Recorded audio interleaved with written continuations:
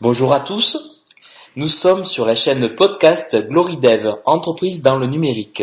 Aujourd'hui, nous recevons Jérôme Stéphanie qui va nous parler de l'entrepreneuriat. Bonjour Jérôme, pourrais-tu nous parler de ton domaine? Salut Laurent, moi je suis Jérôme Stéphanie, je dirige la société qui s'appelle DRH66. DRH66 c'est une entreprise qui est spécialisée dans les ressources humaines et qui va travailler suivant la volonté et l'autonomie des entreprises par rapport à ce domaine-là. Donc pour une entreprise par exemple qui souhaite être complètement autonome dans les ressources humaines, on va pouvoir lui proposer de la formation. À l'extrême opposé, une entreprise qui souhaite absolument pas mettre les mains dans le cambouis des ressources humaines, on va lui proposer un service RH clé en main.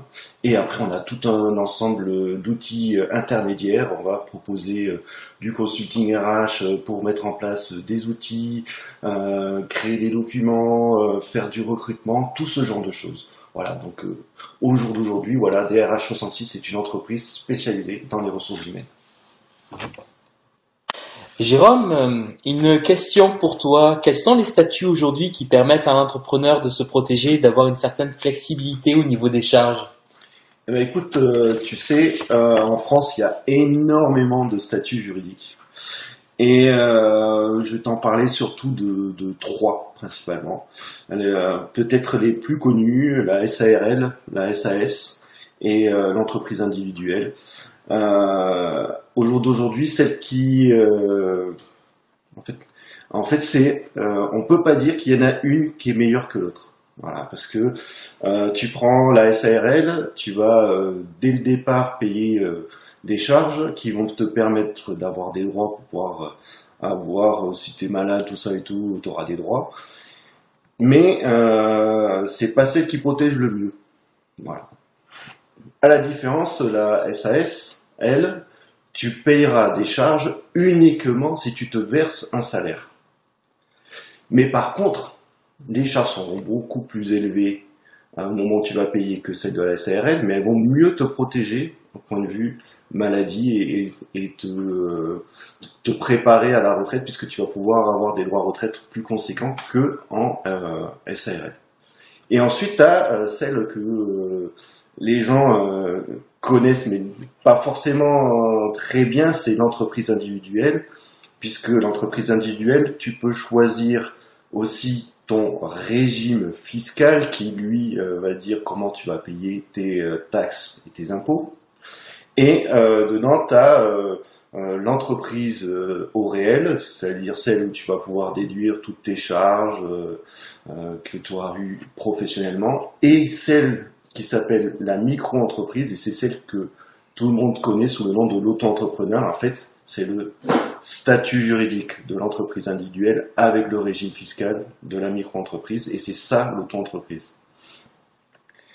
Et l'auto-entreprise, c'est un peu comme la SAS, c'est-à-dire que tu vas payer des charges uniquement si tu as de la rentrée d'argent. D'accord? Donc de la trésorerie. La différence entre tout ça, c'est que en fait, il va falloir que tu jauges par rapport à ta situation personnelle, ta situation, donc ta vie privée, ce que tu veux faire. Est-ce que tu veux rester toujours tout seul? Est-ce que tu veux être à plusieurs? Tout ce genre de choses. Et ben, c'est à ce moment-là qu'il va falloir faire des choix. Et donc, il n'y a pas de statut juridique idéal de nos jours. Donc en fait ça dépend des stratégies que tu auras. Si je peux te donner un exemple, moi quand j'ai démarré mon entreprise, j'étais en même temps au Pôle emploi, donc je touchais du Pôle emploi, et donc pour pouvoir avoir de la trésorerie pour mon entreprise, j'ai fait le choix de la SAS, enfin la SASU exactement, c'est la SAS avec un U pour unipersonnel parce que je suis tout seul, d'accord. Et donc, comme je ne me verse pas de salaire, le Pôle emploi me verse mon indemnité à taux plein. Si j'avais fait le choix de faire l'auto-entreprise, tous les mois, je devrais déclarer le chiffre d'affaires que que j'ai à Pôle emploi, et Pôle emploi déduirait de mes indemnités mon chiffre d'affaires. Donc voilà, donc j'ai fait un choix stratégique à ce moment-là. Mais après, rien n'est figé. C'est le charme de la loi française, c'est si on veut, on peut changer à tout moment. Mais par contre, c'est des démarches administratives, des fois c'est lourd, c'est long, c'est coûteux. L'idéal c'est de se faire accompagner. Le top c'est aller voir un juriste en droit des affaires et lui, il saura vous conseiller suivant votre situation. Voilà. Mais alors, Jérôme, quelles sont les grandes étapes avant de créer sa structure? Déjà, la première étape, avant même de vouloir créer, c'est de se connaître soi-même, parce que il faut avoir envie de créer une entreprise. Tout le monde n'a pas envie de créer une entreprise. Il y en a qui veulent rester salariés toute leur vie. S'ils ont envie de rester salariés, qu'ils y restent. Voilà. Après, celui qui a envie de créer, à ce moment-là, eh ben, il va devoir, je pense, la première étape, c'est connaître un métier. Parce que je pense pas, enfin il y en a peut-être qui le font, mais en tout cas, se lancer dans une entreprise et pas connaître le métier de l'entreprise qu'on va créer, je pense qu'il va se créer des difficultés dès le départ, qui vont être supplémentaires à tout ce qu'il y a derrière le métier de chef d'entreprise.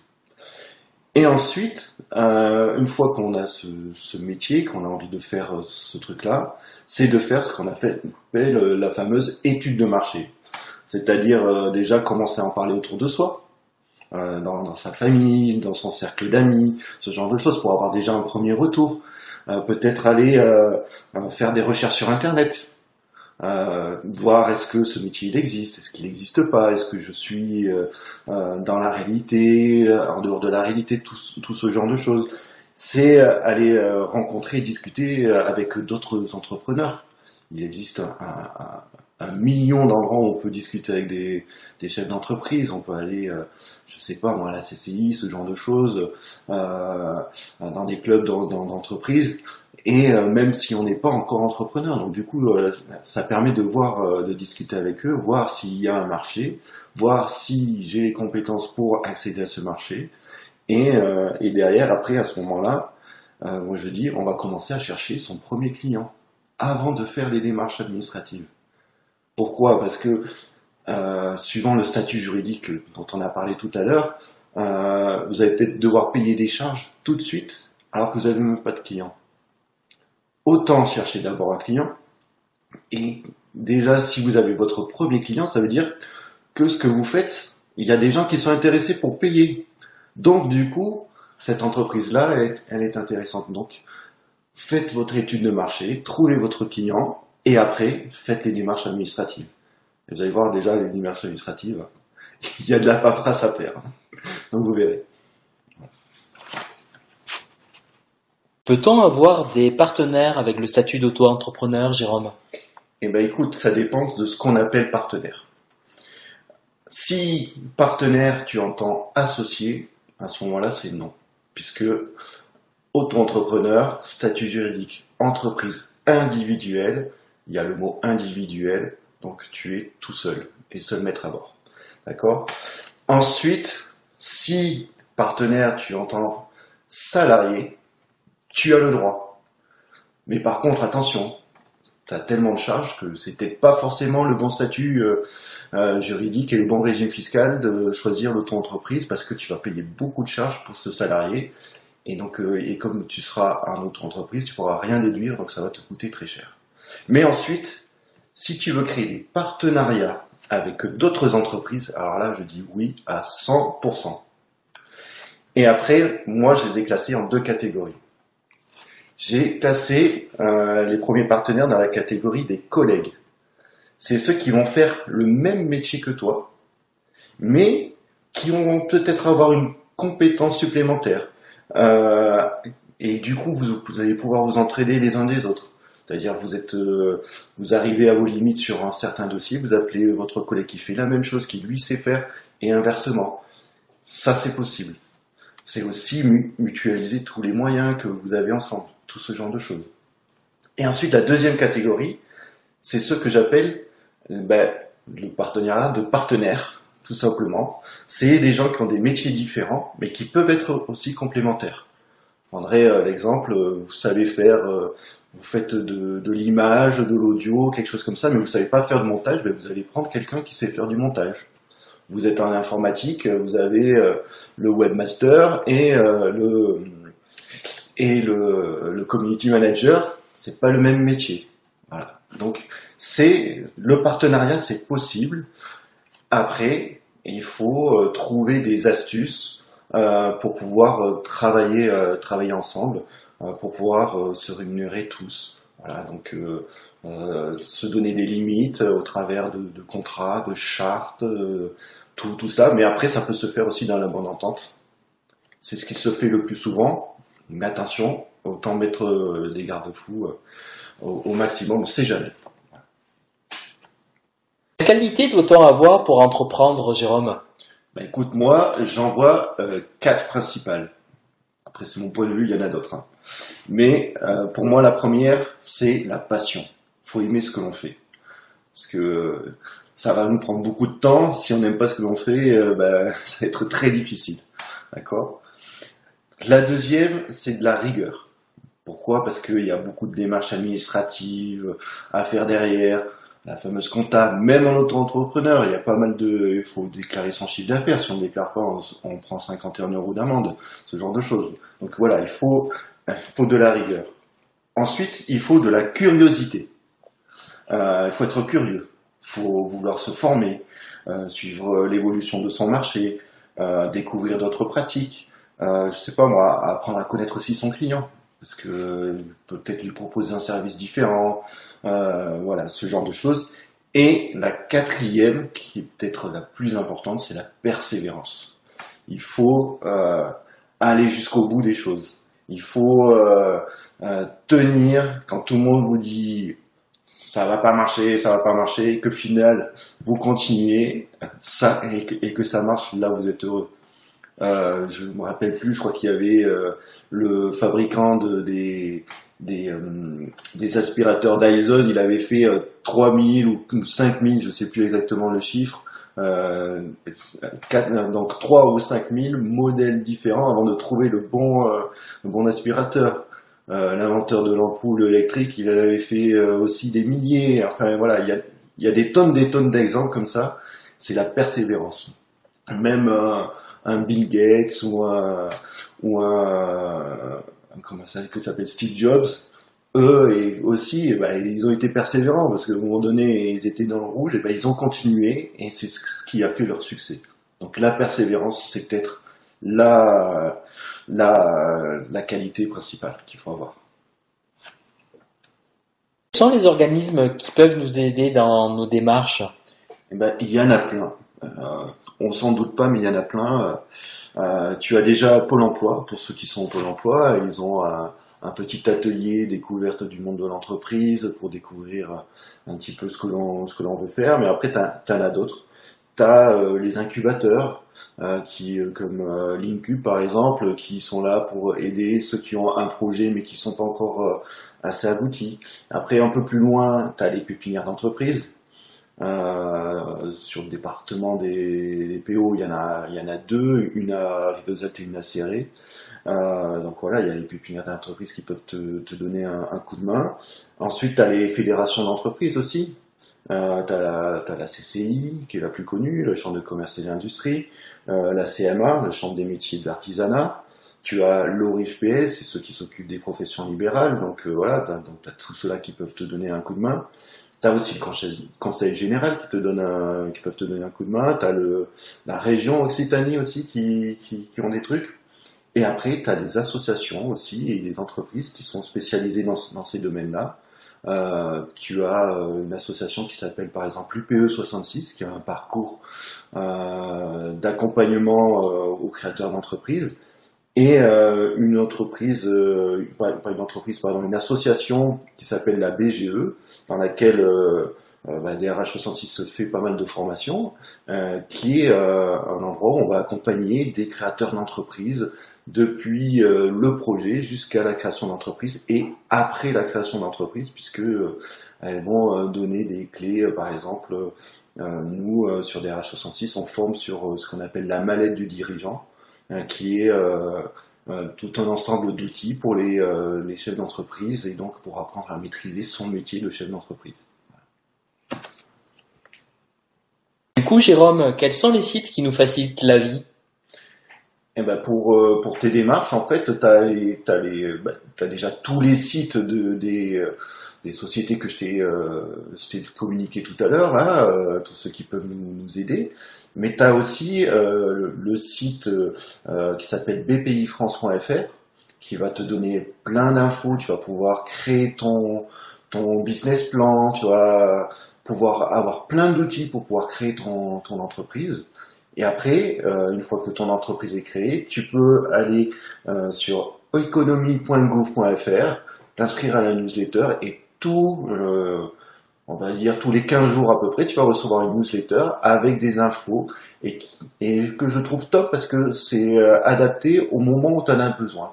C'est-à-dire que ils vont te parler, je sais pas, de la cotisation foncière des entreprises au moment où il va falloir faire la déclaration de la cotisation foncière des entreprises. Elle va te parler je sais pas, de n'importe quoi et au moment où ça sera le moment de le faire. Et donc du coup c'est super intéressant, c'est très riche, c'est très varié. En plus sur ce site-là, on peut trouver plein d'infos, autant à la fois pour la vie professionnelle que pour la vie privée. Et donc on peut trouver plein de choses là-dessus. Jérôme, as-tu une méthode infaillible pour démarcher les prospects? Eh ben non. Je te prends au contre-pied. Non, je n'ai pas de méthode infaillible. Parce que on a autant les commerciaux purs et durs qui, eux, vont faire du démarchage direct, faire du porte-à-porte, du phoning, du mailing, du je sais pas quoi par la boîte aux lettres. Enfin voilà, ils vont passer par des méthodes directes. Ça, c'est pas mon truc. Après, bon voilà, chacun doit trouver son outil adapté. Moi, je suis plutôt le genre petit poussé, c'est-à-dire je sème des graines un petit peu partout. Je vais à des clubs d'entreprise, notamment ceux dans lesquels je fais partie, comme le Dinabar, Révélez-vous, ou alors le club FACE, qui est la Fondation Agir contre l'exclusion, qui est un club qui me tient à cœur parce que j'ai cette âme sociale, on va dire.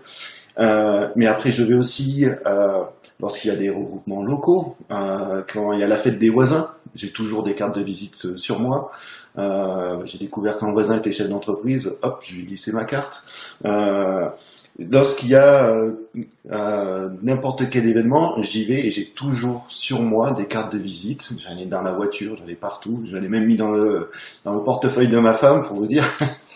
Donc je fais partout. Je sponsorise une équipe du rallye Aïcha des Gazelles. Je sponsorise aussi le club de rugby de mon fils. Voilà, c'est tout un ensemble de choses. Après, j'essaie de communiquer sur les différents réseaux sociaux. J'ai un site internet, voilà, j'utilise Facebook, Instagram, LinkedIn, voilà, tous ces trucs-là. Et donc, une méthode, non, il y en a pas. Enfin, moi, j'en ai pas en tout cas. Quels sont les logiciels qui peuvent être utiles à l'entrepreneur du coup? Eh ben, des logiciels, tu as déjà le pack office, hein, tout simplement, le fameux tableur, le fameux traitement de texte qu'il faut avoir pour écrire tes lettres, pour faire tes chiffres, tout ça. Mais après, il y en a certains qui sont devenus obligatoires depuis le 1er janvier 2020. C'est tout ce qui est estampillé loi antifraude, notamment pour la facturation, par exemple. Alors moi, j'utilise un qui est gratuit. Donc je vais vous le donner, il s'appelle Henri, henrri.com, qui est un logiciel de facturation gratuite. Donc voilà. Ensuite j'utilise aussi un qui s'appelle Time, je sais pas comment on le dit, c'est TIIME.fr, et qui est un logiciel gratuit aussi de comptabilité et qui fait aussi la facturation. La différence entre Henry et Time, c'est que Henry, lui, il va pouvoir gérer toute la gestion des relances lorsque vous avez des problèmes, donc avec différents niveaux, une relance simple, une relance virulente, très virulente, voilà, ils ont différents degrés, donc ils vont vous faire ce genre de choses. Donc moi j'utilise ces outils-là parce que depuis qu'on est obligé d'avoir la facturation avec un logiciel dit loi anti-fraude, donc voilà, ces logiciels-là sont loi anti-fraude, donc on peut les utiliser gratuitement. Donc moi j'utilise essentiellement des choses gratuites, mais après, quand on est suivant son métier, après on va utiliser des logiciels typiques à son métier, et à ce moment-là, bah oui, il faudra revenir sur des versions payantes, parce que je pense pas qu'il y ait des logiciels gratuits pour tout. Voilà. Jérôme, très souvent, il est difficile de gérer en fait l'équilibre professionnel-privé. C'est vrai que quand on entreprend, on a toujours l'habitude, en fait, grosso modo, de tout mélanger. Comment tu gères cela? Alors, moi, c'est vrai que je suis dans une situation, c'est que je travaille à domicile. Donc, il y a ceux qui ont leur propre bureau, donc eux, bah, quand ils rentrent à la maison, bah, ils peuvent couper, on va dire. Moi, c'est chez moi, c'est sur la table du salon. Pour l'instant, je n'ai pas encore de bureau.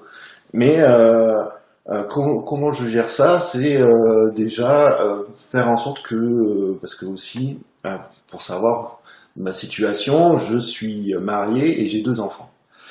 Et l'idée, c'est déjà quand j'ai des enfants, c'est de travailler le moins possible.